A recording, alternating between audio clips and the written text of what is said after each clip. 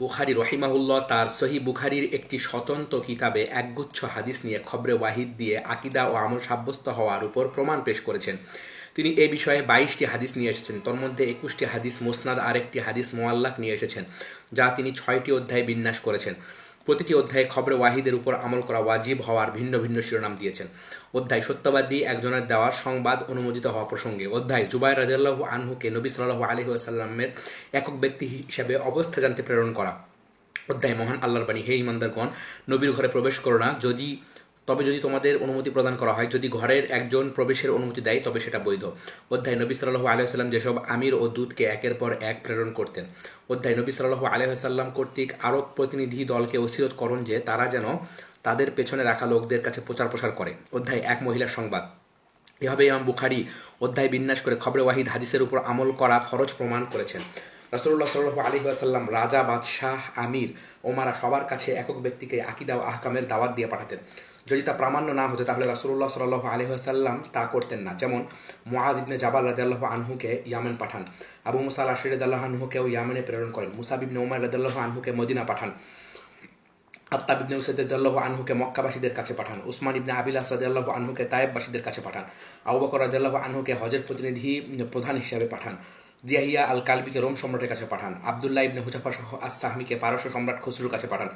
সাহাবায়ে কেরাম ও তাবেঈনে ইজামের উপর এজমা বা ঐক্যমত ছিল যে খবরে ওয়াহিদ বা একক বর্ণনায় আসা হাদিস আকিদা ও আমলের জন্য ইলমের ফায়দা দেয় এবং তার উপর আমল করা বাধ্যতামূলক আর তার দ্বারা প্রমাণ প্রতিষ্ঠা হয়ে যাবে। যেমন সাহাবায়ে কেরাম নবী সাল্লাল্লাহু আলাইহি ওয়াসাল্লাম এর দাফনের ব্যাপারে আবু বকর রাদিয়াল্লাহু আনহুর বর্ণিত খবরে ওয়াহিদ গ্রহণ করেছেন। সাহাবায়ে কেরাম নবী সাল্লাল্লাহু আলাইহি ওয়াসাল্লামের মিরাসের ব্যাপারে আবু বকর রাদিয়াল্লাহু আনহু বর্ণিত খবরে ওয়াহিদ গ্রহণ করেছেন। সাহাবায়ে কেরাম আবু বকর রাদিয়াল্লাহু বর্ণিত নেতৃত্ব কারা দিবে সংক্রান্ত রাসূলুল্লাহ সাল্লাল্লাহু আলাইহি ওয়াসাল্লামের হাদিস গ্রহণ করেছেন। ওমর ইবনে খাত্তাব মাজুসদের থেকে জিজিয়া নেওয়ার ব্যাপারে আব্দুর রহমান ইবনে আউফের বর্ণিত একক হাদিসের উপর আমল করেছেন। তাউন বা মহামারীর ব্যাপারে ওমর রাদিয়াল্লাহু আনহু আব্দুর রহমান ইবনে আউফের একক হাদিসের উপর আমল করেছেন। ওমর রাদিয়াল্লাহু আনহু ভ্রূণের দিয়তের ক্ষেত্রে হামল ইবনে মালিকের মত গ্রহণ করেছেন। আরও বলেছেন, যদি হাদিস না শুনতাম তাহলে আমাদের ফয়সালা ভিন্ন প্রকার হতো। ওমর রাদিয়াল্লাহু আনহু আশিয়াম আদ দুবারির হাদিস গ্রহণ করে মহিলাকে তার স্বামীর দিয়তের ওয়ারিশ করেছেন। ওমর রাদিয়াল্লাহু আনহু আঙ্গুলের দিয়াত সম্পর্কে বলতেন, বৃদ্ধাঙ্গুলিতে 15, শাহাদাত আঙ্গুলিতে 10, মধ্যমায় 10, অনামিকায় 9 আর কনিষ্ঠায় 6টি উট দিয়াতের কথা বলতেন। অবশেষে তার কাছে আমর ইবনে হাজমের হাদিস পৌঁছালে তিনি সকল আঙ্গুলের সমান 10টি উট দিয়াতের অধীন করে দেন। ওসমান ইবনে আফফান রাদিয়াল্লাহু আনহু ফুরাইয়া বিনতে মালিক বর্ণিত হাদিসের উপর আমল করে স্বামীর মৃত্যুজনিত ইদ্যত পালন স্বামীর বাড়িতে করা ওয়াজিব বলে মত বা ডিগ্রি প্রদান করেন। আবু সাইদ রাদিয়াল্লাহু আনহুর বর্ণিত হাদিস অনুসারে ইবনে আব্বাস বাকিতে হওয়া সুদ না হওয়ার মত থেকে ফিরে এসেছিলেন। যায়েদ ইবনে সাবেদ রাদিয়াল্লাহু আনহু এক আনসারী মহিলার বর্ণনার উপর ভিত্তি করে ফতোয়া দেন যে হাজ ওয়ালি মহিলা বিদায়ী তাওয়াফ না করে ফিরে যেতে পারবে। আয়েশা রাদিয়াল্লাহু আনহার বর্ণনার উপর ভিত্তি করে সাহাবায়ে কেরাম শুধু মিলনের কারণে গোসল ফরজ হওয়ার ফতোয়ার উপর আমল করেন। আলী রাদিয়াল্লাহু আনহু আবু বকর বর্ণিত হাদিসের উপর আমল করেছেন। সাহাবায়ে কেরাম রাফি ইবনে খাদিজ রাদিয়াল্লাহু আনহুর হাদিসের উপর আমল করে মুখাবারা নির্ধারিত অংশের ফসল সহ জমিনের বর্গা পরিত্যাগ করেন। সাহাবায়ে কেরাম বহু বিষয়ে কখনো আয়েশা, কখনো উম্মে সালামা, কখনো মাইমুনা, কখনো হাফসা, কখনো ফাতেমা বিনতে আসাদ, কখনো উসামা বিনতে ইবনে যায়েদের মতো একক ব্যক্তিদের কাছে রাসূলুল্লাহ সাল্লাল্লাহু আলাইহি ওয়াসাল্লাম হাদিস শুনে সেটা অনুযায়ী আমল করার বিষয়টি সাব্যস্ত আছে। তাবেঈগণ সকলে সাহাবায়ে কেরামের পদাঙ্ক অনুসরণ করেছেন। তাদের কারো থেকে রাসূলুল্লাহ সাল্লাল্লাহু আলাইহি ওয়াসাল্লামের হাদিসের ক্ষেত্রে খবরে ওয়াহিদ বলে বাদ দেওয়ার কোনো নজির নেই। ইমাম শাফিঈ রাহিমাহুল্লাহ 37 জন বিখ্যাত তাবেঈর মন্তব্য ও বক্তব্য বর্ণনা করেছেন, যারা হাদিস সহিহ হলেই তা গ্রহণ করতেন, তারা খবরে ওয়াহিদ কিনা তা জিজ্ঞেস করতেন না। ইমাম শাফিঈর মতো ঐতিহাসিক মুত্তাকি ও পরেজগার ব্যক্তিত্ব এ ব্যাপারে ইজমা বা ঐক্যমত বর্ণনা করেছেন যে তার যুগের আগ পর্যন্ত মুসলিমরা কখনো খবরে ওয়াহিদ বা আকিদা ও আমল সাব্যস্ত হওয়ার ব্যাপারে মতভেদ করেননি। আরও উল্লেখযোগ্য যারা এতে ইজমা বর্ণনা করেছেন তারা হলেন ইবনে বাত্তাল বলেন খবরে ওয়াহিদের উপর আমল করতে হবে, এতে ঐক্যমত অনুষ্ঠিত হয়েছে। ইবনে আব্দুল বার বলেন তাদের প্রত্যেকেই ফকিহ ও মুহাদ্দিস এটাকে দিন হিসাবে নিয়েছেন যে ন্যায়পরায়ণ ও বর্ণনাকারীর খবরে ওয়াহিদ আকিদাতে গ্রহণযোগ্য, এর উপরই তারা সত্যতা ও বন্ধুত্ব নির্ধারণ করে, আর আহলুস সুন্নাত এটাকে শরিয়াত ও দিনের আকিদা মনে করে। খতিবার বাগদাদি বলেন খবরে ওয়াহিদ এর আমল করতে বাধ্য। এ মতটির উপরই সকল তাবেঈ ও তাদের পরবর্তী ফকিহগণ সকল দেশে এ যাবৎকাল পর্যন্ত একমত। তাদের কারো কাছ থেকে এ ব্যাপারে আমরা ভিন্ন মত পাই না। আবু ইসহাক আশ শিরাজি, আচ্ছা, কাজী আবু ইয়ালা, ইমামুল হারামাইন আল জুওয়াবিনী, আবুল মুজাফফর আসসামা আলী, ইবনুল কাইয়্যিম, ইমাম আহমদ থেকে ইবনে কাজী আল জাবাল এটাই বর্ণনা করেন। আবু তাইয়েব তাবারি আশ-শাফি, আশ-শিরাজি, জারকাশি যুগ যুগ ধরে আলেমগণ দৃঢ়ভাবে বলে চলেছেন এই হাদিসটি রাসূলুল্লাহ সাল্লাল্লাহু আলাইহি ওয়াসাল্লাম বলেছেন। তারা একক বর্ণনায় আসা হাদিসটিকে বিশুদ্ধ বলে ঘোষণা করে চলেছেন। তারা আরও বলে চলেছেন রাসূলুল্লাহ সাল্লাল্লাহু আলাইহি ওয়াসাল্লাম নির্দেশ দিয়েছেন, রাসূলুল্লাহ সাল্লাল্লাহু আলাইহি ওয়াসাল্লাম নিষেধ করেছেন, রাসূলুল্লাহ সাল্লাল্লাহু আলাইহি ওয়াসাল্লাম এরূপ করেছেন। এসবই প্রমাণ করে যে হাদিস বিশুদ্ধ প্রমাণিত হলে তা দ্বারা জ্ঞান অর্জন হয়, আর তা প্রমাণ হিসেবে গ্রহণযোগ্য হয়, মুতাওয়াতির পর্যায়ে পৌঁছার দরকার হয় না। অনুরূপভাবে যুগ যুগ ধরে সালফে সালাহিনের আকিদা ও আহকামের সাথে সম্পৃক্ত এসব হাদিসকে বিনা বাক্য ব্যয়ে কবুল করে নিয়েছেন। তারা এগুলো নিজেরা লিখেছেন, অপরের কাছে সেটা প্রচার করেছেন। যারা সেসব হাদিসের বিপরীতে কাজে লিপ্ত হতো তাদের ঘৃণা করেছেন। তাদের সেসব বক্তব্যের অন্যতম হচ্ছে, ইমাম আজুর রাহিমাহুল্লাহ বলেন, যারা আল্লাহর নাম ও গুণ সংক্রান্ত এসব হাদিস বর্ণনা করেছেন তারাই হালাল হারাম, সালাত, জাকাত, সাওম, হজ, জিহাদ ইত্যাদি হাদিস বর্ণনা করেছেন। সুতরাং যেভাবে অন্য হাদিসগুলো আলেমগণ গ্রহণ করেছেন, আকিদা বিষয়ক তাদের বর্ণিত হাদিসগুলো গ্রহণ করা উচিত। যারা এগুলো গ্রহণ করবে না তারা পথভ্রষ্ট ও নিকৃষ্ট, তার থেকে সাবধান থাকতে হবে। ইবনে বাত্তার রাহিমাহুল্লাহ বলেন, ইমানদারদের চিহ্ন হচ্ছে তারা আল্লাহ তাআলাকে যেসব গুণে গুণান্বিত করে, যা দিয়ে আল্লাহ তাকে গুণান্বিত করেছেন, আর যা দিয়ে তাকে তার রাসূল গুণান্বিত করেছেন, আর সেগুলো বর্ণনা করেছেন হাদিসের বর্ণনাকারী নির্ভরযোগ্য ব্যক্তিবর্গ, যারা হালাল হারাম সুন্নত ও আসার বর্ণনায় প্রমাণ হিসেবে স্বীকৃত। ইবনে খুজাইমা রাহিমাহুল্লাহ বলেন, সেসব হাদিসের মধ্যে আমরা বর্ণনা করেছি দুটি হাদিস যা আমাদের স্রষ্টা আল্লাহর গুণের সাথে সম্পৃক্ত, যা তিনি তার জন্য লাউহে মাহফুজে সাব্যস্ত করেছেন, আর তা হচ্ছে নফস সত্তা ও ইয়াদ বা হাত, এই গুণ দুটি, যদিও তাতে জাহমিয়াদের নাকে মাটি লাগে। শাফি রহিমহুল্লাহ বলেন, আল্লাহর রয়েছে সুন্দর সুন্দর নাম ও গুণাবলী যা তার কিতাবে এসেছে, আর যার কথা আমাদের নবী আমাদেরকে জানিয়েছেন, আল্লাহ সৃষ্টিও কারো জন্য যার কাছে সেগুলোর প্রমাণ প্রতিষ্ঠিত হয়েছে তার জন্য সেটা অস্বীকারের সুযোগ নেই, কারণ কোরআন তা নিয়ে নাজিল হয়েছে। আর রাসূলুল্লাহ সাল্লাল্লাহু আলাইহি ওয়াসাল্লাম থেকে নির্ভরযোগ্য ন্যায়পরায়ণ ব্যক্তিবর্গ বর্ণনা করেছেন যে তিনি তা বলেছেন, যে কেউ প্রমাণ প্রতিষ্ঠা হওয়ার পর তা অস্বীকার করবে সে কাফের।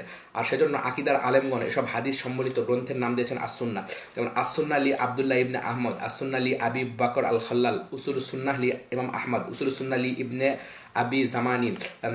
তার দ্বারা তাদের উদ্দেশ্য এটা সাব্যস্ত করা যে এখানে যা বর্ণিত হচ্ছে তাই সুন্নাত এবং তাই হাদিস, আর তা মানা অবশ্যম্ভাবী। খবর ওয়াহিদ বিশুদ্ধ প্রমাণিত হলে আকিদা ও আমল সব জায়গায় তা গ্রহণ করা বাধ্যতামূলক, ও তা সাব্যস্ত করে পূর্বে ও পরে অনেকেই গ্রন্থ রচনা করেছেন, আবার কেউ অন্য গ্রন্থের অভ্যন্তরে আলোচনা করেছেন। তবে নিম্নোক্ত গ্রন্থকার ও গ্রন্থাবলী বিখ্যাত।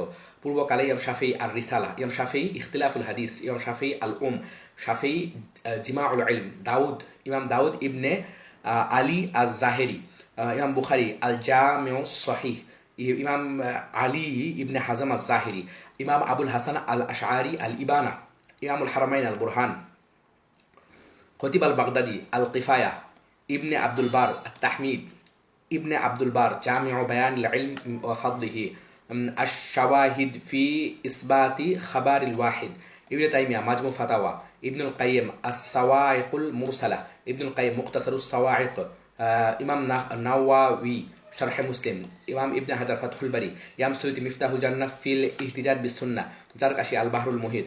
বর্তমান সময়ের আলেমগণের কিছু রচনা, শাইখ আলবানী উজুবুল আখজি বি হাদিসিল আহাদ ফিল আকিদাহ ওয়া রদ্দি আলা শুবাহিল মুখালিফিন, শাইখ আলবানী আল হাদিসু হুজ্জাতু বিনাফসিহি ফিল আকাইদি ওয়াল আহকামি, শাইখ আব্দুল্লাহ সিদ্দিক আল গুমারি ফাতহুল গনি আল মাজিদ বি বায়ানি হুজ্জিয়াতি খবরিল ওয়াহিদ, ডক্টর সুহাইর রাশাদ মুহান্না খাবারিল ওয়াহিদ ফিস সুন্নতি ওয়া আসারুহু ফিল ফিকহিল ইসলামী, কাজী বারহুন খাবরিল ওয়াহিদ ফিত তাশঈরিল ইসলামী, শাইখ সালিম আল হিলালি আল আদিল্লাতু ওয়াশ শাওয়াহিদু আলা উজুবিল আখজি বি খাবরিল ওয়াহিদ, শাইখ খলিল ইব্রাহিমুল্লাহ খতির হাদিসুল আহাদ, শাইখ মোহাম্মদ মুবারক আস-সাইদ দিরাসাতুন ফি খাবরিল আহাদ, ফারহানাহ বিনতে আলী শুয়াইতাহ হুজ্জিয়াতু খাবরিল ওয়াহিদ ফি আকাইদি ওয়াল আহকাম, শাইখ ডক্টর আহমদ মাহমুদ আব্দুল ওয়াহাব শানকিতি খাবারিল ওয়াহিদ ওয়া হুজ্জিয়াতু, শাইখ আমের হাসান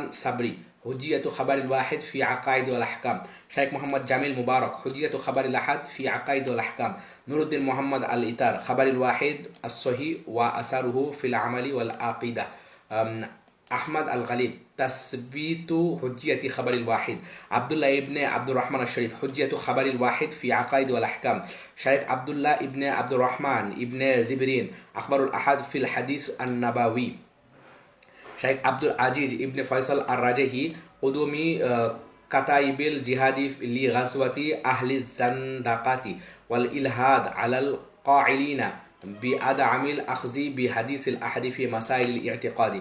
শাইখ আল আমিন আল হাজ মোহাম্মদ হুজ্জিয়াতু আহাদিসিল আহাদ ফিল আহকামি ওয়াল আকাইদ।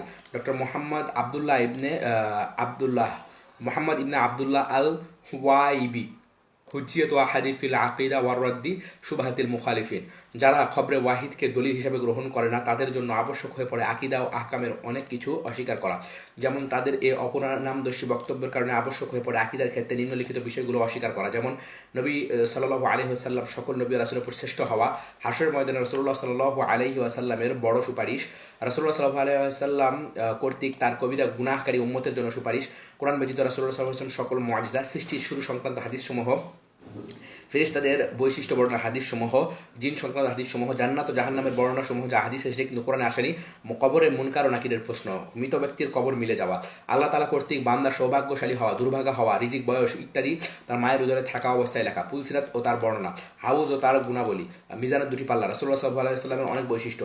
এভাবে যদি সকল খারাপ পরিণতি একত্র করা হয় তাহলে দেখা যাবে যে তারা বলে আকিদার ক্ষেত্রে খবরে ওয়াহিদ সহি গ্রহণ করা হবে না। তাদের এই বক্তব্যের মাধ্যমে এভাবে হাজার খানেক হাদিসকে অস্বীকার করার মতো ধৃষ্টতা চলে আসে। আর যে বক্তব্য এত জঘন্য পরিণতি বয়ে আনে তা অবশ্যই বাতিল হবে, এতে ইমানদার সন্দেহ করতে পারে না। সুতরাং বোঝা গেল যে হাদিস প্রমাণিত হলে অবশ্যই তা দিয়ে আকিদা ও আহকাম সাব্যস্ত হবে। কোনো প্রকার অজুহাত দাঁড় করিয়ে তার উপর বিশ্বাস ও আমল করা থেকে দূরে থাকা যাবে না। আকিদা ও আহকামের ক্ষেত্রে খবরে ওয়াহিদের উপর আমল করা যাবে না। একথা প্রথমে শুরু করেছিল মুতাজিলারা, তারপর তাদের দ্বারা পরবর্তীতে যারা প্রভাবিত হয়েছে এমন আহলে কালাম বা কালামশাস্ত্রবিদরাই কেবল তাতে আপত্তি করেছে। যারা সত্যিকারের আলেমগণের মতো ও পথের বাইরে চলে পথভ্রষ্টদের মতো ও পথকে নিজেদের জন্য গ্রহণ করে নিয়েছে। ওয়ামাল্লাম ইয়াজআলিল্লাহু লাহু নূরান ফামা লাহু মিন নূর। চতুর্থ প্রসঙ্গ, বিশুদ্ধ হাদিস ও অকাট্য আকল বা যুক্তির মধ্যে দ্বন্দ্ব হওয়া অসম্ভব। রাসূলুল্লাহ সাল্লাল্লাহু আলাইহি ওয়াসাল্লামের হাদিসের উপর যেসব ঝড়ঝাপটা যুগ যুগ ধরে এসে পড়েছে তার মধ্যে অন্যতম হচ্ছে এটা বলা যায় কিছু হাদিস আকল তথা যুক্তি বা কমন সেন্স বিরোধী। যারা এরূপ করে তারা সাধারণত এক শ্রেণীর প্রাচ্যবিদ, যাদের উদ্দেশ্য মুসলিমদের সীসা ঢালা প্রাচীরে ফাটল আবিষ্কার করা। তারা সেটার জন্য অসমর্থিত কোনো বর্ণনার উপর নির্ভর করেছে কিংবা কোনো বিশেষ ঘটনাকে ব্যাপক রূপ প্রদান করেছে অথবা কোনো ব্যাখ্যা সাপেক্ষ ঘটনাকে নিজেদের মতের সপক্ষে নেয়ার চেষ্টা করেছে। আরেক শ্রেণীর লোক যারা পূর্বোক্ত শিষ্যত্ব গ্রহণ করেছে বা তাদের গ্রন্থ পড়ে বা তাদের মতবাদে প্রভাবিত হয়ে এসব কথা বলেছে, তারা যখন সরাসরি হাদিস অস্বীকার করার দুঃসাহস করতে পারল না বা করতে চাইল না, তারা দুর্গের ভিতর অবস্থান করে তাতে ফাটল আবিষ্কার করে উঠে পড়তে লাগলো। আরেক শ্রেণীর লোক যারা তাদের ইমান ও আকিদায় সমস্যা থাকায় নিজেরা স্বাধীন মত প্রকাশের নামে হাদিস গ্রহণের চিরাচরিত পরীক্ষিত নিয়ম নীতির ব্যাপারে সন্দেহ প্রকাশ করেছে। এসব লোক অধিকাংশ সময় নিজেদেরকে বুদ্ধিজীবী, যুক্তিবাদী, চিন্তাবিদ ও কমন সেন্সের পূজারী, বিবেকের দাবি ইত্যাদি চটকদার উপাধি দিতে পছন্দ করে। স্বাধীন চিন্তার নামে ইসলামের শতসিদ্ধ কেল্লাগুলো তছনছ হয়ে চলেছে। তাদের মৌলিক সন্দেহ হচ্ছে আকল বা বিবেক প্রসূত যুক্তি মানুষের জন্য মহান আল্লাহর পক্ষ থেকে এক বড় নিয়ামত। মানুষ ও জন্তু জানোয়ারের মাঝে ফয়সালাকারী এ বিষয় হচ্ছে আকল বা যুক্তি। এর মাধ্যমে নবুয়াত ও ওহির সত্যতা বোঝা যায়। তাহলে যেখানে ইলাহি ভাষ্যে কিছুটা ভিন্নতা পরিলক্ষিত হবে সেখানে এ আকল বা যুক্তির দিকেই প্রত্যাবর্তন করতে হবে। যদি সেটাকে বাদ দেওয়া হয় তাহলে তো ইলাহি ভাষ্যসমূহের প্রামাণ্যতার জায়গা প্রশ্নবিদ্ধ হয়ে যায়। তাই আকলকে আঁকড়ে ধরতেই হয়। তাছাড়া এসব ইলাহি ভাষ্য কেবল সংবাদের ধারণা প্রদান করে মাত্র। এর বিপরীতে বিবেকপ্রসূত যুক্তি প্রামাণ্য ও অকাট্য। তাহলে সবচেয়ে যা শক্তিশালী প্রমাণ তাকে অবশ্যই গ্রহণ করা উদ্দেশ্য থাকা উচিত। তার বিপরীতে ধারণার বশবর্তী হয়ে তা অনুসরণ করে চলা অবৈধ হবে। এ বিষয়ে প্রথমে আমাদেরকে যা জানা প্রয়োজন তা হচ্ছে এই জাতীয় সন্দেহ অনেক প্রাচীন। সাধারণত নবী রাসূলদের শত্রু ইতিহাসে এসব বুদ্ধিজীবী চিন্তাবিদরাই ছিল। তাদের সাথে নবীদের দ্বন্দ্ব চরমে ছিল। তারা তাদের জ্ঞান গরিমার দোহাই দিয়ে কখনো নবী রাসূলদের কাছ থেকে কিছু গ্রহণ করত না। আল্লাহ তাআলা তাদের সম্পর্কে বলেছেন, অতঃপর তাদের কাছে যখন স্পষ্ট প্রমাণাদি সহ তাদের রাসূলগণ আসলেন তখন তারা নিজেদের কাছে বিদ্যমান থাকা জ্ঞানে উৎফুল্ল হলো, আর তারা যা নিয়ে ঠাট্টা বিদ্রূপ করত তাই তাদেরকে বেষ্টন করলো। আর তাদের অনেকেই নবী সাল্লাল্লাহু আলাইহি ওয়াসাল্লামের যুগে এসব যুক্তি নিয়ে তার কাছে হাজির হতো। যেমন তারা বলেছিল, আর সে আমাদের সম্বন্ধে উপমা রচনা করে অথচ সে নিজের সৃষ্টির কথা ভুলে যায়। সে বলে, কে অস্থিতে প্রাণ সঞ্চার করবে যখন তা পচে গলে যাবে। তারা চাইতো এইসব অপযুক্তির দোহাই দিয়ে হককে রুখে দিতে আর বাতিলকে প্রতিষ্ঠিত করতে। আল্লাহ তাদের সম্পর্কে বলেন, আর আমরা শুধু সুসংবাদদাতা ও সতর্ককারী রূপে রাসূলদেরকে পাঠিয়ে থাকি। কিন্তু কাফেররা বাতিল দ্বারা তর্ক শুরু করে, যাতে তার মাধ্যমে সত্যকে ব্যর্থ করে দিতে পারে। আর তারা আবার নিদর্শনাবলী ও যা দ্বারা তাদের সতর্ক করা হয়েছে সেসবকে বিদ্রূপের বিষয় রূপে গ্রহণ করে থাকে। আরও বলেন, তাদের আগে নূহের সম্প্রদায় এবং তাদের পরে আর অনেক দলও মিথ্যারোপ করেছিল। প্রত্যেক উম্মত নিজ নিজ রাসূলকে পাকড়াও করার সংকল্প করেছিল এবং তারা অসার তর্কে লিপ্ত হয়েছিল তা দ্বারা সত্যকে ব্যর্থ করে দেওয়ার জন্য। ফলে আমি তাদেরকে পাকড়াও করলাম। সুতরাং কঠোর ছিল আমার শাস্তি। আল্লাহর শাস্তি খুবই ভয়াবহ। তিনি পূর্ববর্তী উম্মতদেরকে পাকড়াও করেছেন। এ উম্মত শুধু রাসূলুল্লাহ সাল্লাল্লাহু আলাইহি ওয়াসাল্লামের দোয়ার কারণে আসমানি আযাব ও গজব থেকে বেঁচে গেছে, কিন্তু এতে তাদের আস্ফালন বেড়েই চলেছে। তারা দীর্ঘদিন অসহিষ্ণু হয়ে উঠেছে। তারা কোরআন ও সুন্নাহর ভাষ্যের বিরুদ্ধে যুক্তি দাঁড় করিয়ে তাকে বিতর্কিত করতে চায়। কিন্তু অবস্থা যেমনটি আল্লাহ বলেছেন, তারা তাদের মুখের ফুৎকারে আল্লাহর নূরকে নিভিয়ে দিতে চায়, কিন্তু আল্লাহ তার নূর পরিপূর্ণ করা ছাড়া আর কিছু করতে অস্বীকার করেছেন, যদিও কাফেররা তা অপছন্দ করেন। আরও বলেন, তারা আল্লাহর নূর ফুৎকারে নেভাতে চায়, আর আল্লাহ তিনি তার নূর পূর্ণতা দানকারী, যদিও কাফেররা তা অপছন্দ করে। ইসলামে এ প্রবণতা ছিল না। ইসলাম বলে, ইমানদারদেরকে যখন কিছু বলা হবে তখন সে বলবে শুনলাম ও মেনে নিলাম। কিন্তু হিজরি দ্বিতীয় শতকের দিকে কাদরিয়া, মুতাজিলা, জাহমিয়া, জাবরিয়া ইত্যাদি বিভিন্ন মুসলিম জাতীয় বিভিন্ন দর্শন, যেমন গ্রিক, পারসিক, ভারতীয়, গ্নোস্টিক, মিশরের দর্শন দিয়ে প্রভাবিত হয়ে এসব অপযুক্তিকে আবার মুসলিমদের মাঝে প্রচার প্রসার করে। তাদের অনুসারীরা ইলাহি ভাষ্যের বিরুদ্ধে যুক্তি নিয়ে দাঁড়িয়ে যায়। ইমাম আবু হানিফা, ইমাম আবু ইউসুফ, ইমাম আহমদ ইবনে হাম্বল সহ বহু ইমাম এসব সর্বনাশা মতবাদ সম্পর্কে সাবধান করেন, কিন্তু তাদের অবস্থা দিন দিন বেড়েই যেতে থাকে। যারা নিজস্ব কল্পিত অপযুক্তিকে কোরআন ও হাদিসের ভাষ্যের উপর প্রাধান্য দেয়, তারাই ধীরে ধীরে সর্বত্র প্রসারিত হয়। কালক্রমে তারা মুতাজিলা, আশআরি, মাতুরিদি ইত্যাদি নামে প্রসিদ্ধি লাভ করে। তাদের সাধারণ একটি নীতি হচ্ছে বিবেকের যুক্তি অকাট্য আর সাধারণ হাদিসের বাণীর যুক্তি বা বক্তব্য ধারণামূলক। তাই অকাট্য ধারণামূলক বক্তব্যের বিরোধী হলে অবশ্যই অকাট্যকে প্রাধান্য দিতে হবে। আমরা দেখতে পাই যুগে যুগে তাদের এসব যুক্তি নামক অযৌক্তিকতার জবাবে আলেমগণ দাঁড়িয়েছেন। এ প্রবণতার বিরুদ্ধে সরাসরি কলম ধরেছেন গাজালি রাহিমাহুল্লাহ। তিনি লিখেন তার তহাফাতুল ফালাসিফা, কিন্তু তার খণ্ডন নীতি সঠিক পন্থায় ছিল না। ফলে ইবনে রুশদ তাকে আক্রমণ করে লেখেন তাহাফুত। এরা সবাই দর্শন শাস্ত্রের কিছু মূল নীতিকে অকাট্য ধরে নিয়ে সেটাকে প্রতিহত করার চেষ্টা করেছেন, তবে তাতে খুব বেশি সফলকাম হয়েছেন বলে আলেমগণ সায় দেন না। সর্বপ্রথম যিনি এই বিষয়টিকে একেবারে নাস্তানাবুদ করে ছাড়েন তিনি হচ্ছেন শাইখুল ইসলাম ইবনে তাইমিয়া রাহিমাহুল্লাহ। তিনি এ বিষয়ে অনেকগুলো গ্রন্থ রচনা করেছেন, যেমন দারউ তাআরুদিল আকলি আলান নাকল, বায়ানু তালবিসিল জাহমিয়া, মিনহাজুস সুন্নাহ, বুগিয়াতুল মুরতাদ, নাকদুল মান্তিক, আর-রাদ্দু আলাল মান্তিকিয়্যিন, আস-সাফাদিয়্যাহ, শারহুল আকিদাতিল ইসফাহানিয়া। তাছাড়া তারই সুযোগ্য ছাত্র ইবনুল কাইম এই বিষয়টিকে আরও সুন্দর করে ফুটিয়ে তোলেন তার আস-সাওয়াইকুল মুরসালাহ আলাল জাহমিয়া আল মুআত্তালাহ গ্রন্থে। এভাবে তারা সেসব বুদ্ধি প্রতিবন্ধীদের প্রতিহত করেন তাদের অস্ত্রের মূল উপাদানে ভুল ধরিয়ে দিয়ে। বর্তমান সময়েও এ বিষয়ে অনেক গ্রন্থ রচিত হয়েছে। সকলেই এ আকল বা যুক্তির বিষয়টিকে ভিন্ন আঙ্গিকে আলোচনা করেছেন। আলোচনার সুবিধার্থে আমরা সেটাকে নিম্নোক্ত ভাগে ভাগ করতে পারি। প্রথমত, আকল বা যুক্তির পরিচয়। আকল বা যুক্তির মূল কাজ হচ্ছে তা মানুষকে আটকে রাখে, ভুল করতে দেয় না, ধ্বংসে পড়া থেকে বাধা দেয়। পরিভাষায় আকল বা যুক্তিকে আমরা দু ধরনের দেখতে পাই। প্রকৃতিগত আকল বা যুক্তি, যা সকল জ্ঞানের উৎস, জন্মদাতা ও ফলদায়ক। অর্জিত আকল বা যুক্তি, যা জ্ঞানের ফল ও পরিণাম। যখন কোনো ব্যক্তির মাঝে উভয়টি একত্রিত হয় তখন তার কর্মকাণ্ড সঠিকভাবে চলে, তার দিকে সৌভাগ্যের চাকাগুলো অনবরত ঘুরতে থাকে।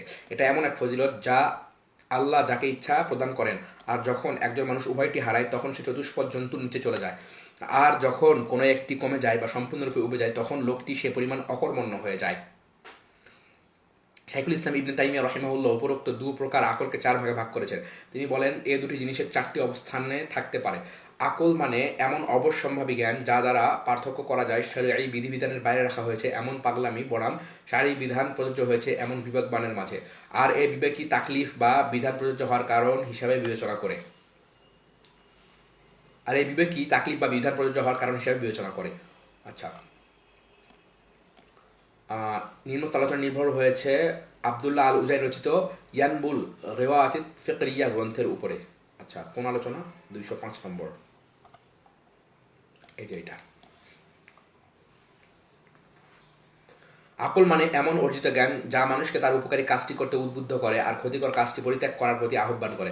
আকল মানে ইলম অনুযায়ী আমল করা, এটাও আকলের অন্তর্ভুক্ত, বরং তা প্রশংসনীয় আকলের অন্যতম অংশ। আকল মানে প্রকৃতিতে গ্রথিত এমন ক্ষমতা যা দিয়ে মানুষ কোনো কিছু জানতে সক্ষম হয়। কোরআনে আকল, আকল শব্দটি কোরআনে নেই, তবে তা থেকে উদ্ভূত শব্দ এসেছে, যেমন ইয়াকিলুন, তাকিলুন, ইয়াকিলু, যা সর্বমোট 49 বার এসেছে। এছাড়া কোরআনে কারিমে আকল শব্দের সমার্থ শব্দ রয়েছে, যেমন হিজির, নুহা, আলবাব। কোরআনে কারিমে যেসব অর্থে আকল ব্যবহার করা হয়েছে তার মধ্যে রয়েছে কথা বোঝা। তোমরা কি এ আশা করো যে তারা তোমাদের কথাই ঈমান আনবে, অথচ তাদের একদল আল্লাহর বাণী শ্রবণ করে, তারপর তারা তা অনুধাবন করার পর বিকৃত করে, অথচ তারা জানে। নিশ্চয়ই আমরা এটা নাজিল করেছি কোরআন হিসাবে আরবি ভাষায়, যাতে তোমরা বুঝতে পারো। কথাতে স্ববিরোধিতা না থাকা, যেমন হে আহলে কিতাবগণ, ইব্রাহিম সম্বন্ধে কেন তোমরা তর্ক করো, অথচ তাওরাত ও ইনজিল তো তারপরে নাজিল হয়েছিল, সুতরাং তোমরা কি বুঝো না? উপকারী জিনিস গ্রহণ ও অপকারী জিনিস পরিত্যাগ করা, যেমন আর দুনিয়ার জীবন তো খেল তামাশা ছাড়া আর কিছুই নয়, এবং যারা তাকওয়া অবলম্বন করে তাদের জন্য আখিরাতের আবাসই উত্তম। অতএব তোমরা কি অনুধাবন করো না? আমরা তো তোমাদের প্রতি নাজিল করেছি কিতাব, যাতে আছে তোমাদের আলোচনা, তবুও কি তোমরা বুঝবে না? বিভিন্ন ঘটনা থেকে বিশুদ্ধ শিক্ষা গ্রহণ, যেমন আর অবশ্যই আমরা এতে বোধ শক্তি সম্পন্ন সম্প্রদায়ের জন্য একটি স্পষ্ট নিদর্শন রেখেছি। আল্লাহর প্রাকৃতিক নিদর্শন সমূহের দাবি বোঝা, যেমন আর তিনি তোমাদের কল্যাণে নিয়োজিত করেছেন রাত, দিন, সূর্য ও চাঁদকে, এবং নক্ষত্ররাজি ও তারই নির্দেশে নিয়োজিত। নিশ্চয় এতে বোধ শক্তি সম্পন্ন সম্প্রদায়ের জন্য রয়েছে অনেক নিদর্শন। বাস্তব কথা হচ্ছে, এসব অর্থ সবই আকল এর কাজের ভিন্নতা ছাড়া আর কিছু নয়। এর দ্বারা আকল শব্দের অর্থের পরস্পর বিরোধিতা বুঝায় না। কোরআনে কারিম আকল নাম হিসাবে আসেনি, এসেছে ক্রিয়া হিসাবে, যাতে করে এদিকে ইঙ্গিত করা যায় যে এটি মূলত প্রত্যেক স্থানে উপযুক্ত বিবেকীয় কর্মকে বুঝাবে। আকল কি জাওহার নাকি আরত, মানে অনিত্য নাকি নিত্য? আহলুস সুন্নাহ ওয়াল জামাআর মতে আকল আরত বা অনিত্য বস্তু, অর্থাৎ তা গুণ, নিত্য ও স্বতন্ত্র কোনো সত্তা নয়। এর বিপরীত অবস্থান গ্রহণ করছে কিছু কালাম শাস্ত্রবিদ ও দার্শনিকরা। আকল বা বিবেক এমন কোনো জিনিস নয় যা স্বয়ং অস্তিত্বশীল, বরং তা গুণ যা অন্য কোনো কিছুর মাঝেই তার অস্তিত্ব প্রকাশ করতে পারে, আর যার মাঝে তাকে পাওয়া যায় সে হচ্ছে আকেল বা বিবেকবান, যে এই গুণান্নে গুণান্বিত। আকল কি অন্তর থাকে নাকি মস্তিষ্কে? এ ব্যাপারে দুটি মত প্রসিদ্ধ। আকলের স্থান হচ্ছে অন্তর বা হৃদয়। এ মতটি মালিকি, শাফি ও কোনো কোনো হাম্বলি মাযহাবের লোকদের মত, যা আবুল ওয়ালেদ আল বাজি বিশুদ্ধ বলেছেন। তাদের প্রমাণ হচ্ছে আল্লাহর বাণী। তারা কি জমিনে পরিভ্রমণ করেনি? তাহলে তারা জ্ঞান বুদ্ধি সম্পন্ন হৃদয় ও শ্রুতি শক্তি সম্পন্ন শ্রবণের অধিকারী হতে পারত। বস্তু চোখ তো অন্ধ নয়, বরং অন্ধ হচ্ছে বুকের মধ্যে অবস্থিত হৃদয়। তারা বলেন, এখানে প্রতিটি অঙ্গের দ্বারা উপকৃত হওয়ার বিষয়টি তার স্থানের প্রতি সম্পৃক্ত করা হয়েছে। সুতরাং কান তা শোনার স্থান, চোখ হলো তা দেখার স্থান, তাহলে আকল বা বিবেকের স্থানও কলব হবে, এটাই স্বাভাবিক। আর যেহেতু এরপরে তাকিদ দিয়ে বলা হয়েছে যে অন্ধত্ব অন্তরে আসে, যে অন্তর বুকের মাঝে বাস করে, সুতরাং আকল বা অন্তর অবশ্যই কলবে তার অবস্থান নির্ধারিত হবে। তারা আরও প্রমাণ গ্রহণ করেন আল্লাহ নিম্নোক্ত বাড়ি থেকে, যাতে এসেছে, নিশ্চয়ই এতে উপদেশ রয়েছে তার জন্য যার আছে অন্তঃকরণ অথবা যে শ্রবণ করে মনোযোগের সাথে। তারা বলেন, যেহেতু স্মরণিকা ও শিক্ষা কেবল কল্প ও অন্তর গ্রহণ করে অথবা সদা উপস্থিত কান গ্রহণ করে, সুতরাং শিক্ষা গ্রহণের কাজটি হচ্ছে বিবেকের কাজ, তাই বিবেক অন্তরে অবস্থান করে। তারা হযরত ওমর রাদিয়াল্লাহু আনহু এক বাক্য দিয়েও দলিল পেশ করে আনহুর এক বাক্য দিয়ে দলিল পেশ করে, যাতে তিনি ইবনে আব্বাস রাদিয়াল্লাহু আনহুমা সম্পর্কে বলেছেন, তোমাদের এ ছেলেটি বয়সে নবীন হলেও বাস্তবে প্রবীণ, তার রয়েছে প্রশ্নকারী জিহ্বা, আকল সম্পন্ন অন্তর। আকলের অবস্থান হচ্ছে মস্তিষ্কে। এই মতটি হানাফি ও হাম্বলির দিকে সম্পৃক্ত করা হয়। তারা তাদের যুক্তি ও প্রমাণ হিসেবে ইন্দ্রিয়গ্রাহ্য জ্ঞান ও আরবি ভাষার দাবি পেশ করছে। প্রথমত ইন্দ্রিয়গ্রাহ্য জ্ঞান। তারা বলে, যদি কোনো মানুষকে মাথায় প্রচণ্ড আঘাত করা হয় তখনই তার যুক্তিবোধ হারায়, যা প্রমাণ করে যে আকলের অবস্থান মাথায়। দ্বিতীয়ত, তারা আরবি ভাষার দলিল হিসেবে বলে, আরবরা পূর্ণ বিবেকবান মানুষকে পূর্ণ মগজ বিশিষ্ট লোক বলে, আর যারা বিবেক দুর্বল তাদেরকে বলা তার মগজ কম। আবু হাফস ইবনে শাহিন ইমাম আহমদ থেকে বর্ণনা করেন, তিনি বলেছেন, আকল মাথায় থাকে, তুমি কি আরবদের বলতে শোনি যে তার মগজ ও বিবেক পূর্ণ? শাইখুল ইসলাম ইবনে তাইমিয়া রাহিমাহুল্লাহ এ মাসালার বর্ণনায় বলেন, প্রাথমিক ধারণা ও এর অর্থ বোঝার দায়িত্ব মস্তিষ্কের, তারপর সে যা বুঝেছে তা অন্তরে প্রেরণ করে, তারপর অন্তর সেটা অনুযায়ী নির্দেশ প্রদান করে ও পরিচালনা করে, ফলে সেসব নির্দেশকে আবার মস্তিষ্কে পাঠায়, আর মস্তিষ্ক অঙ্গ প্রত্যঙ্গকে সঞ্চালন করে। সুতরাং প্রতিটির জন্য অপরটি প্রয়োজন। সুতরাং যখন আমরা বুঝতে পারলাম যে আকল হচ্ছে একটি অব্যক্ত শক্তির নাম, যা কখনো ইন্দ্রিয়গ্রাহ্য নয়, তাহলে চিকিৎসা বিজ্ঞানীরা যা বলে তা দুর্বল হতে বাধ্য। ইমাম ইবনুল কাইয়িম এ মাসালাটি আলোচনা করে বলেন, বিশুদ্ধ কথা হচ্ছে আকলের শুরু হয় কলব বা অন্তর থেকে, তার শাখা ও ফল নির্ধারিত হয় মাথায়। কোরআন এর উপর প্রমাণবহ আল্লাহর বাণী, তারা কি জমিনের বুকে সফর করবে না, তারপর তাদের থাকবে অন্তরসমূহ যা দিয়ে তারা বুঝবে। অনুরূপ অন্য আয়াতে আল্লাহ বলেন, এর মাঝে অবশ্যই স্মরণিকা বা শিক্ষা রয়েছে তার জন্য যার রয়েছে অন্তর। তবে এখানে অন্তর বলতে সে টুকরো গোস্তটিকে বোঝানো হয়নি যা সকল জীবজন্তুর মাঝে বিদ্যমান, বরং উদ্দেশ্য হচ্ছে তাতে যে আকল ও বিবেক থাকে তা। দ্বিতীয়ত, শরিয়ার দৃষ্টিতে আকল বা যুক্তির অবস্থান। ইসলামে আকলের মর্যাদা নির্ধারণ করা জরুরি। শরিয়াতে তার অবস্থান নির্দেশ করার জন্য আমরা নিম্নোক্ত কয়েকটি বিষয় আলোচনায় আনা জরুরি মনে করছি। প্রথম বিষয়, যে কেউ ওহী তথা কোরআন ও সুন্নায় আকলি দলিলের মর্যাদা খুঁজবে তার কাছে এটাই ধরা পড়বে যে আকলি বা বিবেক গ্রাহ্য দলিলকে শরিয়াত বিশেষ গুরুত্ব প্রদান করেছে, তবে আকলি দলিলের ক্ষেত্রগুলোও সাথে সাথে নির্ণয় করে দিয়েছে। সুতরাং আকল বা কমন সেন্সের নামে বাড়াবাড়িও নয়, আবার দলিল গ্রহণের ক্ষেত্রে আকলকে একেবারেই উড়িয়ে দেয়নি। দ্বিতীয় বিষয়, ইসলামী শরীয়ত আকলকে বিভিন্নভাবে মূল্যায়ন করেছে। তোর মধ্যে কয়েকটি দিক আমরা আলোচনা করতে পারি। শরীয়তের তাকলিফ বা আদেশ নিষেধ সেসব কারণে আপতিত হয়, তার সবচেয়ে বড় বিবেচনার দিক হিসেবে আকল থাকাকে নির্ধারণ করা হয়েছে। শরীয়তের তাকলিফ সাব্যস্ত হওয়া না হওয়ার ব্যাপারে আকলের অনুমতি বা অনুপস্থিতির বিরাট প্রভাব রয়েছে।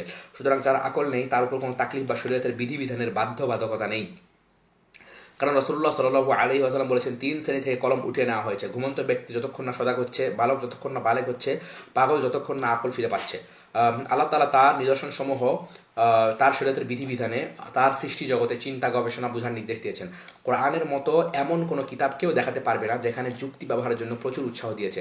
কোরআনে আমরা প্রচুর দেখতে পাই যাতে তোমরা আকল ব্যবহার করতে পারো, যাতে তোমরা তাফাক্কুর বা চিন্তা করতে পারো, যাতে তোমরা তাফাক্কুহ বা বুঝতে পারো। এসব আয়াত আকলকে ব্যবহার ও তা দিয়ে হিদায়াত লাভের দিকে পরিচালিত হতে নির্দেশ দিচ্ছে। তাছাড়া যারা আল্লাহর সৃষ্টি নিয়ে চিন্তা গবেষণা করে, আল্লাহ তাআলা তাদের অবস্থা ও ইবাদতের প্রশংসা করে বলেন, আসমানসমূহ জমিনের সৃষ্টিতে রাত ও দিনের পরিবর্তনে নিদর্শন রয়েছে বোধসম্পন্ন ব্যক্তি লোকদের জন্য, যারা দাঁড়িয়ে বসে ও শুয়ে আল্লাহ স্মরণ করে এবং আসমানসমূহ জমিনের সৃষ্টি সম্বন্ধে চিন্তা করে আর বলে, হে আমাদের রব, আপনি এগুলো অনর্থক সৃষ্টি করেনি, আপনি অত্যন্ত পবিত্র, অতএব আপনি আমাদেরকে আগুনের শাস্তি হতে রক্ষা করুন। আতা ইবনে আবি রাবাহ বলেন, আমি ও উবায়েদ ইবনে উমায়ের আমরা দুজন আয়েশা রাদিয়াল্লাহু আনহার কাছে গেলাম। তিনি উবায়েদ উমায়েরকে বললেন, আমাদের সাথে সাক্ষাতের জন্য এতদিন পর সময় হলো। তখন উবায়েদ বলল, হে মা, যেমন আগে বলা হয় মাঝে মাঝে সাক্ষাৎ করবে, এতে তোমাদের ভালোবাসা বেশি হবে। আয়েশা রাদিয়াল্লাহু আনহা বললেন, তোমরা এসব নরম নরম কথা ছাড়ো তো। তখন ইবনে উমায়ের বললেন, আপনি আমাদেরকে সবচেয়ে আজব জিনিস জানান যা আপনি রাসূলুল্লাহ সাল্লাল্লাহু আলাইহি ওয়াসাল্লামের কাছ থেকে দেখেছেন।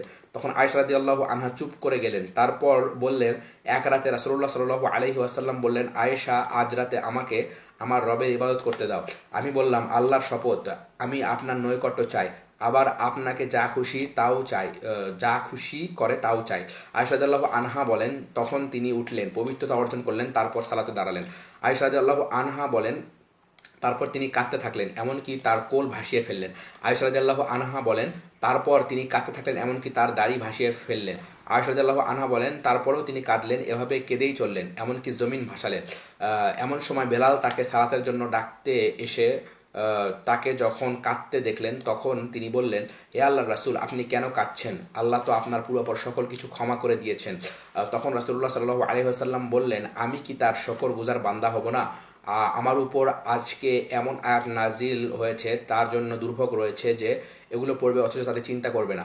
নিশ্চয় আসমান ও জমিন সৃষ্টি। ও তারপর তিনি আয়াতগুলো পাঠ করলেন। কোরআন কারিমে আল্লাহ তাআলা নাজিলকৃত কিসসা শরিয়াত বিভিন্ন প্রকার উদাহরণ থেকে কেবল তারাই উপকৃত হয় যারা নিজেদের যুক্তিকে শানিত করে ও কাজে লাগায়। যেমন আল্লাহ বলেন, আর বিবেক বিদ্বেষগণই শুধু উপদেশ গ্রহণ করে। আচ্ছা, নিশ্চয়ই বোধ শক্তি সম্পন্ন সম্প্রদায়ের জন্য রয়েছে নিদর্শন, তাদের বৃত্তান্ত অবশ্যই বোধ শক্তি সম্পন্ন ব্যক্তির জন্য আছে শিক্ষা। নিশ্চয়ই এর মধ্যে শপথ রয়েছে বোধ সম্পন্ন ব্যক্তির জন্য। আর এ সকল দৃষ্টান্ত আমরা মানুষদের দেই, কিন্তু শুধু জ্ঞানী ব্যক্তিরা এটা বুঝে। আর হে বিবেক বুদ্ধি সম্পন্নগণ, কিসাসের মধ্যে তোমাদের জন্য রয়েছে জীবন, যাতে তোমরা তাকওয়া অবলম্বন করো। তাছাড়া আরও বহু আয়াতে আকল ও বিবেককে কাজে লাগায় যারা, তাদের প্রশংসা করা হয়েছে। যারা অন্যের অন্ধ অনুকরণ করে নিজেদের যুক্তির আলো নিভে ফেলেছে, সেটাকে কাজে লাগায় না, আল্লাহ তাআলা তাদের নিন্দা করেছেন। তিনি বলেন, আর যখন তাদেরকে বলা হয় আল্লাহ যা নাজিল করেছেন তা তোমরা অনুসরণ করো, তারা বলে, না, বরং আমরা অনুসরণ করব তার যার উপর আমাদের পিতৃপুরুষদের পেয়েছি। যদিও তাদের পিতৃপুরুষরা কিছু বুঝতো না এবং তারা সৎপথেও পরিচিত ছিল না, তবুও কি? আর যারা কুফরি করেছে তাদের উদাহরণ তার মতো যে এমন কিছুকে ডাকছে যে হাঁক ডাক ছাড়া আর কিছুই শোনে না। তারা বধির, বোবা, অন্ধ, কাজেই তারা বোঝে না। আকল বা যুক্তি রয়েছে বড় কাজ। কোরআন ও হাদিস থেকে মাসালা বের করা ও তার দলিলে দৃষ্টি প্রদানে। যখনই কারো আকল হবে বড় ও ব্যাপক, তখনই তিনি ইজতিহাদের যোগ্য বিবেচিত হবেন।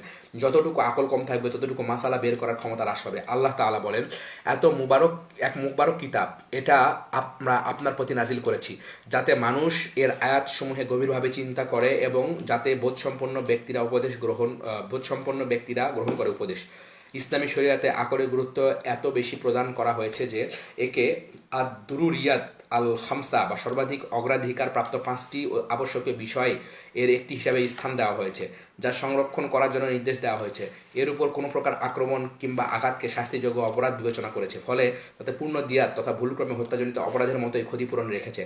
আর যদি কেউ নিজে তার আকলের উপর ক্ষতিকর কিছু করে, যেমন মাদক বা এমন কিছু গ্রহণ করে যা আকলকে সাময়িকভাবে আচ্ছন্ন করে ফেলে, তাহলে তাতেও নির্দিষ্ট শাস্তির ব্যবস্থা রেখেছে।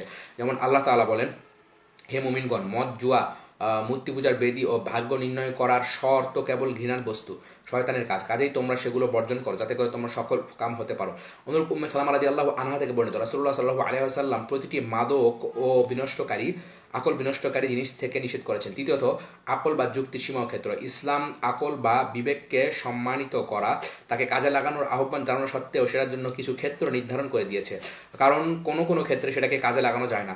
এর মাধ্যমে আকল বা যুক্তিকে সম্মানিতই করেছে, কারণ আকল যতই তার ক্ষমতা প্রশস্ত হোক না কেন, তার ক্ষমতা ও শক্তি সীমাবদ্ধতা অনস্বীকার্য। একজন মানুষ যতই তার যুক্তিকে ব্যবহার করুক না কেন, সে সকল বিষয়ের বাস্তবতা পূর্ণ আয়ত্ত করতে পারে না।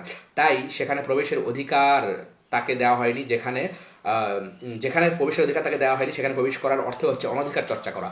আর সেখানে যা করবে তা কখনো তাকে সঠিক জায়গায় পৌঁছাবে না, বরং সেখানে সে লক্ষ্যভ্রষ্ট হয়ে দিক বিদিক ছুটোছুটি করবে, পথ হারাবে, ক্লান্ত শান্ত ভ্রষ্ট হবে।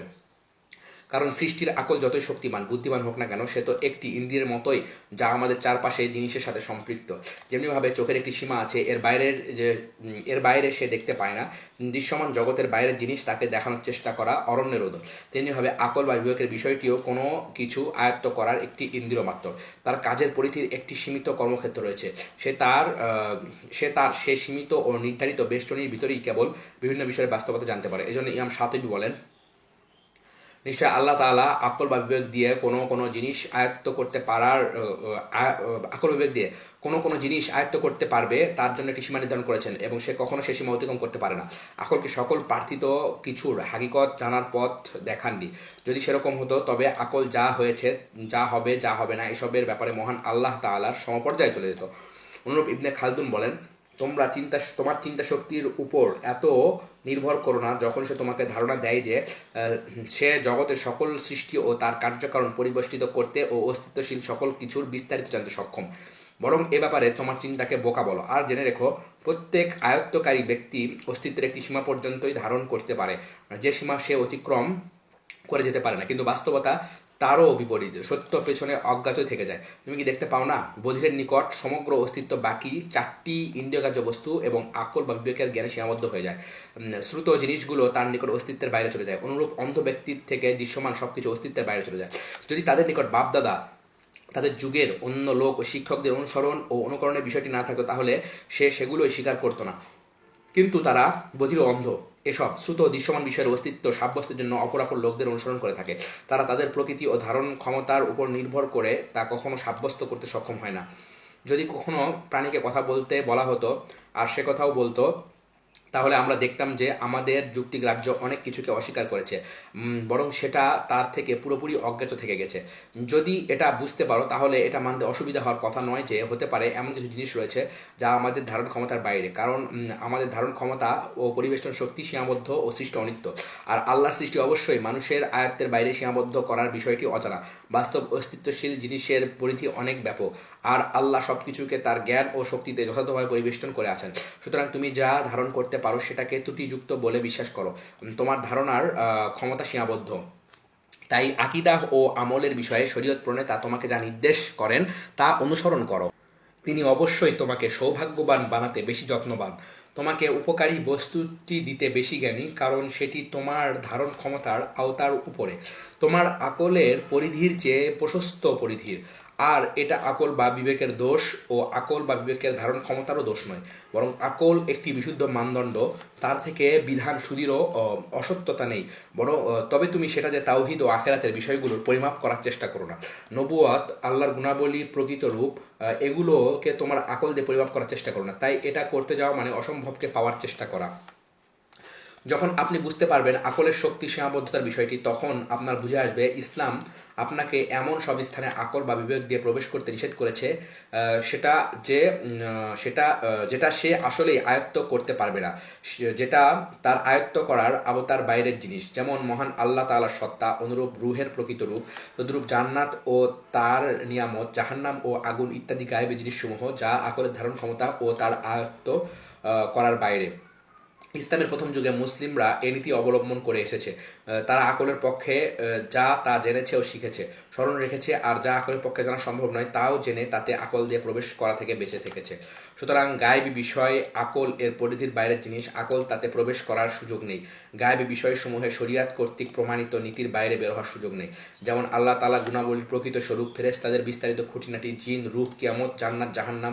মানুষের আকল কখনো এসব গায়েবী বিষয়ের বিস্তারিত জ্ঞান, রাসূলদের রিসালাত ও ওহীর বাইরে কোনো কিছু দিশা দিতে পারে না। শাইখুল ইসলাম ইবনে তাইমিয়া বলেন, সুতরাং রাসূলগণ শেষ দিবস সংক্রান্ত যেসব বিষয়ের বিস্তারিত সংবাদ দিয়েছেন, শরীয়তের যেসব খুঁটিনাটি বিষয়ের নির্দেশনা দিয়েছেন, মানুষ কখনো তাদের যুক্তি দিয়ে তা জানতে পারবে না। তেমনিভাবে রাসূলগণ আল্লাহর নাম ও সিফাত সংক্রান্ত যেসব বিস্তারিত তথ্য প্রদান করেছেন, তা কখনো মানুষ তাদের আকল দিয়ে জানতে পারে না, যদিও মানুষ মোটের উপরে সব কিছু জিনিস দিয়ে তাদের যুক্তি জানতে পারে। অনুরূপভাবে ইবাদতের বিধি বিধানের খুঁটিনাটি জানা, সেগুলোর রহস্য উন্মোচন করা আকলের সীমারেখার বাইরের জিনিস। সুতরাং যদি মানুষের আকল ইবাদত ও তার ধারণ সমূহের বিস্তারিত হিকমত জানতে অপারগ হয়, তাহলে আকলের পক্ষে তার নিজের থেকে ইবাদতের পদ্ধতি আবিষ্কার করতে আরও বেশি অপারগ। কারণ ইবাদত মূলত এভাবে প্রতিষ্ঠিত যে তার বিস্তারিত অর্থ আকল কখনো ধারণ করতে পারবে না। ইমাম শাতিবী রাহিমাহুল্লাহ বলেন, ইবাদতের মূল হলো এর গূঢ় রহস্য আকল উদ্ধার করতে পারবে না, আর এমনভাবে তা রাখা হয়েছে তাতে কিয়াস চলে না। আর যখন তার অর্থ আকল দ্বারা প্রাপ্ত হওয়ার বাইরের বিষয়, তখন সেটা এটাই প্রমাণ করছে যে এগুলোতে শরিয়ত প্রণেতার উদ্দেশ্য হচ্ছে তিনি যে সীমা দিয়েছেন সেখানেই মানুষ অবস্থান করুক, সে সীমা লঙ্ঘন না করুক। এটার উপর ভিত্তি করে বুঝতে হবে আলী রাদিয়াল্লাহু আনহুর বক্তব্য, যাতে তিনি বলেছেন, যদি আল্লাহর দিন যুক্তির উপর নির্ভর করতো তাহলে মোজার উপরের অংশের চেয়ে নিচের অংশ মাসেহ করা বেশি উপযুক্ত হতো, অথচ আমি রাসূলুল্লাহ সাল্লাল্লাহু আলাইহি ওয়াসাল্লামকে মোজার উপর এভাবে মাসেহ করতে দেখেছি। আরও যে বিষয়টির প্রতি সাবধান থাকতে হবে তা হচ্ছে আকল অনেক কিছুর কেবল মোটের উপর সংক্ষিপ্ত দিকই ধারণ করতে পারে, বিস্তারিত অংশ নয়। আবার সে যেটুকু ধারণ করতে পারে তাও আংশিক, সেটাও ব্যাপকভাবে নয়। যেমন আকল ইনসাফের সৌন্দর্য ও জুলুমের কদর্যতা বুঝতে পারে, এমনকি কখনো কখনো কোনো কোনো কর্মকাণ্ডের ব্যাপারে বলতে পারে এটা ইনসাফপূর্ণ বা এটা জুলুমের অধীন, কিন্তু কখনো কখনো সে নির্দিষ্ট কোনো কাজকে মূল্যায়ন করে দিতে অক্ষম হয়ে যায়। আচ্ছা, কিন্তু কখনো কখনো সে সুনির্দিষ্ট কোনো কাজকে মূল্যায়ন করে বলে দিতে অক্ষম হয়ে যায়, এটা কি ইনসাফ নাকি জুলুম? সুতরাং সত্য কথা হচ্ছে আকলের রয়েছে ভালো কিংবা মন্দ বোঝার ক্ষমতা, তবে সেটি দুদিক থেকেই অত্যন্ত সীমিত ক্ষমতা। এক, তার ক্ষমতা সীমিত, সব কিছুকে সেটার অন্তর্ভুক্তি প্রদান করে না। কখনো কখনো আকল কোনো কোনো বিষয়ে সৌন্দর্য কিংবা কদর্য হওয়ার মূল্যায়ন করতে অপারগ হয়ে যায়। এটি এমন এক ক্ষমতা, শরীয়তের তাকলিফ বা বিধিনিষেধ যার অনুগামী হয় না, আর তার উপর আখেরাতের সওয়াব ও শাস্তি নির্ভর করে না। চতুর্থ, আকল বা যুক্তি আপেক্ষিক, সবার সমান নয়। মানুষের বুঝ ও সমঝে রয়েছে অনেক তফাৎ। কোনো সংবাদ ধারণ করা ও গ্রহণ করার ক্ষেত্রে মানুষের মাঝে এত ভিন্নতা রয়েছে যে তা বলাই বাহুল্য। কারণ মানুষ যেভাবে বেড়ে ওঠে, যে পরিবেশে বড় হয়, যে সমাজে লালিত পালিত হয়, তার চিন্তা চেতনা, আকল সবই সেরকম হয়ে থাকে। আফ্রিকার গভীর জঙ্গলে একজন মানুষের কাছে যা আকল বিরোধী, শহরে বসবাসকারী একজন মানুষের কাছে তা পুরোপুরি আকলের সাথে সামঞ্জস্যপূর্ণ। এর উপর ভিত্তি করে বলা যায়, যে কেউ তার বুঝ অনুযায়ী শরীয়তের ভাষ্যের মধ্য হতে কোনটিকে অগ্রহণযোগ্য মনে করেছে, সেটাকেই সে অতি দ্রুত স্পষ্ট আকল বিরোধী মনে করা উচিত নয়, বরং তার উচিত বারবার তার দৃষ্টি সেটার উপর বুলানো। অন্য আকলওয়ালাদের জিজ্ঞেস করা, কারণ হতে পারে তার সমস্যাটা তার বুঝেই, তার ধারণ ক্ষমতার স্বল্পতায়, তার পরিবেশ সংকীর্ণ উৎসে নিহিত। তাহলে যখনই আকলওয়ালা ব্যক্তিবর্গ তাদের আকলেই রাসূলুল্লাহ সাল্লাল্লাহু আলাইহি ওয়াসাল্লামের কোনো হাদিসের ব্যাপারে বিরোধ করবে, কেউ গ্রহণ করবে, আবার কেউ তা অগ্রহণীয় মনে করবে, তখন কাকে বিচারক মানা যাবে? অবশ্যই এসব আকলের বাইরের কাউকে বিচারক মানতে হবে, আর তা হচ্ছে শরীয়ত সাব্যস্তের মাধ্যম। অর্থাৎ দেখতে হবে যে যে বিষয়টি নিয়ে আকলওয়ালা ব্যক্তিবর্গ মতভেদ করেছে তা কি সত্যি রাসূলুল্লাহ সাল্লাল্লাহু আলাইহি ওয়াসাল্লাম বলেছেন নাকি বলেননি। যদি তিনি তা বলে থাকেন, তা বলে প্রমাণিত হয়, তাহলে সেটা কখনো আকল বিরোধী হতে পারে না। তাই বিচারে যারা আকলের পক্ষে বলেছে তাদের কথা প্রাধান্য পারে। আচ্ছা, যারা যুক্তি ও কোরআন হাদিসের ভাষ্যের মধ্যে বিরোধ দেখে তারা এমন কোনো বিষয় দেখাতে পারে না যাতে যুক্তি সম্পন্ন সবাই একমত হয়েছে, বরং তাদের যুক্তি বা আকলে যা ধরে তা নিয়ে তাদের মধ্যে বিস্তর পার্থক্য বিদ্যমান। সেটা স্পষ্টভাবে ধরা পড়ে যখন আমরা বিভিন্ন আকিদা, মত ও পথে বিভক্ত বিভিন্ন বিভ্রান্ত গোষ্ঠীগুলোর দিকে তাকায়। তারা একটি বিষয়ে যখন হকের বিরোধিতা করেছে তখন তাদের মাঝে কোনোটিকে তারা তাদের আকলের দাবি সেটা নির্ধারণে বিভিন্ন পথ ও মতে বিভক্ত হয়েছে। এটা মূলত আদম সন্তানের আকলের বৈশিষ্ট্য। তাদের আকলের উপর ছেড়ে দিলে কখনো তাতে তারা একমত হতে পারবে না, কারণ যুক্তি ও আকেল আপেক্ষিক। যদু মিয়া তার যুক্তি দিয়ে এমন কিছু বোঝে যা মধু মিয়া বোঝে না, আবার একই ব্যক্তি এক সময় তার যুক্তিতে যা ধরে অন্য সময় তা ধরে না। সুতরাং বিশুদ্ধ যুক্তি ও আদর্শ যুক্তি বলে কোনো কিছুর অস্তিত্ব ধারণা করা যায়, বাস্তবে সেটার অস্তিত্ব নেই। বাস্তবে যা আছে তা হচ্ছে অমুক চিন্তাবিদের যুক্তি বা তমুক চিন্তাবিদের যুক্তি। তাদের প্রত্যেকের চিন্তা চেতনা অপর থেকে আলাদা। তারা একজনে একটি জিনিস যেভাবে বুঝে অন্যজন সেভাবে বোঝে না। একজনের কোনো জিনিসের প্রতি বিবেকগত টান অনুভব করে, আরেকজন সেরকম অনুভব করে না।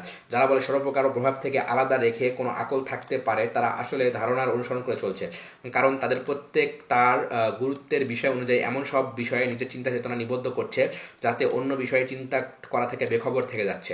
যারা আকিদার কুশীলব, তাদের মাঝে আগল যুক্তিগত পার্থক্য যে কত মারাত্মক আকার ধারণ করতে পারে তার কিছু উদাহরণ ইমাম ইবনুল কাইয়িম রাহিমাহুল্লাহ তুলে ধরেছেন। তিনি বলেন, আকলি জিনিসের ব্যাপারে এমন কোনো নির্ধারিত নিয়ম নীতি নেই যা তাকে নিয়ন্ত্রণ করবে, আর তা কোনো বিশেষ প্রকারেও সীমাবদ্ধ নয়, কারণ প্রতিটি জাতির রয়েছে আলাদা বিশেষ যুক্তি বা আকল। পারস্যের লোকদের আকল এক প্রকার, ভারতীয়দের আকল আরেক রকম, গ্রিকদের আকল আরেক প্রকার, অগ্নি উপাসক মাজুসদের আকল অন্যরকম, সাবেই সম্প্রদায়ের আকল অন্যরকম। বরং এদের প্রত্যেক গোষ্ঠী কখনো তাদের আকলে ঐক্যমত পোষণ করেনি। তাদের মাঝে আকলগত বিষয়ে এত বিরোধ ও দ্বন্দ্ব যা এ ময়দানে বিচরণকারী সবার জানা আছে। আমরা তোমাদের কাছে তাদের সকলের আকলি বিষয় ও তাদের মধ্যকার দ্বন্দ্বের আলোচনা নাই বা করলাম। কেবল এই উম্মতের মাঝে যেসব আকলি বিষয় মতভেদ আছে তাতে তোমাদেরকে বিচারক মানি, তবেই এই ভিন্নতা স্পষ্টভাবে ধরা দিবে। কারণ কিছুদিন পরপরই নতুন নতুন বিদআতের উদ্ভব হচ্ছে। এ ধারণা বশবর্তী হয়ে যে আকল এটা প্রমাণ করেছে, আকল এটা সাব্যস্ত করেছে। আল্লাহ চাহে তো আমরা তোমাদের কাছে এ বিষয়ে প্রথম থেকে তোমাদের কাছে আসা পর্যন্ত আকলের তফাৎগুলোর একটি ধারা বিবরণী দিতে যাচ্ছি। অতঃপর ইবনে কাইয়িম রাহিমাহুল্লাহ সংক্ষেপে ইসলাম পূর্ব জাহিলির যুগ থেকে শুরু করে ইসলামের মধ্যে অনুষ্ঠিত বিদআত এ জাতির আকলের অবস্থা তুলে ধরেন। এটি এমন একটি অধ্যায় যাতে তিনি অত্যন্ত সুন্দর করে তুলে ধরতে সমক্ষ হয়েছেন। আকলকে কখনো সত্য ও সঠিক জিনিসের মাপকাঠি নির্ধারণ করা যায় না, কারণ মানুষের মাঝে আকল দ্বারা প্রাপ্ত জ্ঞানের বিশুদ্ধতা ও অশুদ্ধতা নির্ণয় বিরাট পার্থক্য বিদ্যমান। এখানে ইবনুল কাইয়িম রাহিমাহুল্লাহ সূক্ষ্ম যে পয়েন্টটি তুলে ধরে আকলকে মাপকাঠি ধরে কোরআন ও সুন্নাহকে আকলের কাছে ফয়সালার জন্য নিয়ে যাওয়ার অসাধ্য তুলে ধরেছে, তা হচ্ছে, আমরা সকলকে বলবো তোমাদের কার আকল দিয়ে তুমি কোরআন ও সুন্নাহকে ওজন করবে। আমরা সকলকে বলবো তোমাদের কার আকল দিয়ে আমি কোরআন ও সুন্নাহকে ওজন করব। তোমাদের কাদের আকলকে এ ব্যাপারে মাপকাঠি ধরবো যে তার সাথে মিলে গেলে নিব ও তার প্রকাশ অর্থের উপর রাখবো, আর যা তার বিরোধী হবে তা পরিত্যাগ করব, অথবা তাউইল করব, অথবা তাফয়িদ করব। অ্যারিস্টটল ও তার অনুসারীদের আকলের কাছে, নাকি প্লেটো ও তার অনুসারীদের আকলের কাছে, নাকি পিথাগোরাসের আকলের কাছে, নাকি এম্পেদোক্রিসের আকলের কাছে, নাকি সক্রেটিসের আকলের কাছে, নাকি থেমিস্টিউটের আকলের কাছে, নাকি ফিলিপ পুত্র আলেকজান্ডারের আকলের কাছে, নাকি ফারাবির আকলের কাছে, নাকি জাহাম ইবনে সাফনের আকলের কাছে, নাকি নাজ্জামের আকলের কাছে, নাকি আল্লাফ জুবাইর, বিশর আল মারিসি, আল ইসকাফি, হুসাইন আল নাজ্জার, আবু ইয়াকুব আশ-শাহাম, আবুল হুসাইন আল খাইয়াত, আবুল কাসেম আল বালাখি, সুমামা ইবনে আশরাস, জাফর ইবনে মুবাশির, জাফর ইবনে হারব, আবুল হুসাইন আস সালেহি, আবুল হুসাইন আল বাসরি, মুআজ আত-তুমনি, মামার ইবনে আব্বাদ, হিশাম আল জুতিয়ার কাছে, আব্বাদ ইবনে সুলাইমের কাছে, নাকি পরবর্তী যারা এসেছে তাদের আকলের ব্যাপারে তোমাদের সন্তুষ্টি রয়েছে। যারা এক আকলকে পরিমার্জন করেছে, সেগুলোর খিচুড়ি তৈরি করেছে, যারা নিজেদের জন্য আলাদা মতবাদ দাঁড় করিয়েছে, পূর্ববর্তীতে মতবাদে সন্তুষ্ট হতে পারেনি, এই যে তোমাদের নিকটশ্রেষ্ঠ ব্যক্তি মোহাম্মদ ইবনে ওমর আর রাজি, তার কোনো আকল দিয়ে তুমি ওহির ভাষ্যের বিশুদ্ধ পরিমাপ করবে? তোমরা ভালো করে দেখতে পাচ্ছ যে তার গ্রন্থসমূহে সর্বদা অস্থির থাকে, এতটাই অস্থির যে সে কোনো মতের উপরেই সুস্থির থাকে না। সুতরাং তোমরা তার বিবিধ আকলের মধ্যে হতে একটি আকল আমাকে নির্ধারণ করে দাও যার উপর সে স্থির ছিল, তারপর সেটাকে আমার জন্য মানদণ্ড করে দাও। নাকি তোমরা শিরিক, কুফর, ইলহাদ এর সহযোগী নাসিরুদ্দিন আল তুসির আকলের কাছে আমাকে যেতে বলো? নাসিরুদ্দিন তুসি, কারণ তার আলাদা আকল রয়েছে যে আকলের মাধ্যমে সে পূর্ববর্তী মুলহিদের আকলের বিরোধিতা করেছে, তবে সে আকলের মাধ্যমে সে রাসূলের অনুসারীদের আকলের কাছে পৌঁছাতে পারেনি। নাকি তোমরা সন্তুষ্ট হও আমি যেন কারামেতা বাতানিয়া ও ইসমাইলিদের আকলের কাছে যাব, নাকি যাব সর্বেশ্বরবাদের প্রবক্তা ইত্তেহাদিয়াদের আকলের কাছে। এসব এবং তাদের মত অসংখ্য দাবিদার যারা বলে চলেছে তাদের আকলে সবচেয়ে স্পষ্ট, তাদের বিরোধিতা স্পষ্ট আকলের বিরোধিতা করেছে, তাদের বিরোধিতা স্পষ্ট আকলের বিরোধিতা করেছে, তাদের কাছে যাব। এ হচ্ছে তাদের আকল, এই আকলের সমষ্টি তাদের কিতাবে লিখিত, এ তাদের তাদের লোকদের থেকে বর্ণিত। যদি এ তালিকা লম্বা হওয়ার আশঙ্কা না থাকতো তবে আমরা একটি একটি করে তাদের আকলের প্রকৃত অবস্থা তোমাদের কানে ঢেলে দিতাম। অবশ্য যারা বিভিন্ন ফিরকার ইতিহাস লিখেছে তারা পেশ করেছে, যদি তোমরা চাও তবে সেগুলো জমা করতে পারো, অথবা সেখান থেকে একটি আকল এনে তাকে ওহি ও যা রাসূলগণ নিয়ে এসেছেন সেগুলোর জন্য মানদণ্ড করে নাও। যদি এটি করতে অসমর্থ হও তবে তাদের ওজর গ্রহণ করো, যারা আল্লাহর কিতাব ও রাসূলের সুন্নাত, যারা তার নাম দিয়ে থাকে আল আদিল্লাহ আল্লাফাজিয়াহ বা আক্ষরিক দলিল, এগুলোকে যারা সেসব অস্থির আকলগুলোর উপর প্রাধান্য দিয়ে থাকে, এগুলো যে অস্থির তা তাদেরই কিছু লোকের সাক্ষ্য দ্বারা স্বীকৃত, আর তা যে অস্থির ও পরস্পর বিরোধী তার উপর আল্লাহ ও তার রাসূলের সাহায্যকারী ইমানদারদের সাক্ষ্য প্রদত্ত। তাই তাদের কথা গ্রহণ করো যারা বলে থাকে আল্লাহ কিতাব ও তার রাসূলের সুন্নাত সঠিক জ্ঞান ও দৃঢ় বিশ্বাসে উপনীত করে। যারা বলে এসব অস্থির ও পরস্পর বিরোধী আকলসমূহ কেবল সন্দেহ, পেরেশানি, সংশয় ও বহুমুখী মূর্খতায় জন্ম দেয়। তাই যখন তারা দেখে যে কোরআন ও সুন্নাহর ভাষ্যের সাথে এদের কারো আকলের বিরোধিতা দেখা দিয়েছে, তখন তারা কেবল স্পষ্ট কোরআন ও সুন্নাহকে গ্রহণ করে আর এসব আকলকে পরতরে পিষ্ট করে সেখানে রাখে যেখানে আল্লাহ এদের প্রবক্তাদের রেখেছেন। মোট কথা একথা সাব্যস্ত করার উদ্দেশ্য যে অনেক মাসালাতেই বানি আদমের আকলের মধ্যে রয়েছে বিশাল তারতম্য। এই আকীদা ও চিন্তাগত বিষয়সমূহের সঠিক মত গ্রহণের জন্য এসব আকলের দিকে ন্যস্ত করা হলে তা হবে এমন দিকে ন্যস্ত করা যা কোনোদিন আর সঠিক পথের দিকে ফিরে আনা সম্ভব হবে না। তাহলে কি হবে? আল্লাহর কোরআন ও রাসূলের হাদিসের উপর এমন জিনিস দিয়ে আপত্তি তোলা শুদ্ধ হতে পারে যা নিজেই অস্থির ও অনির্ধারিত।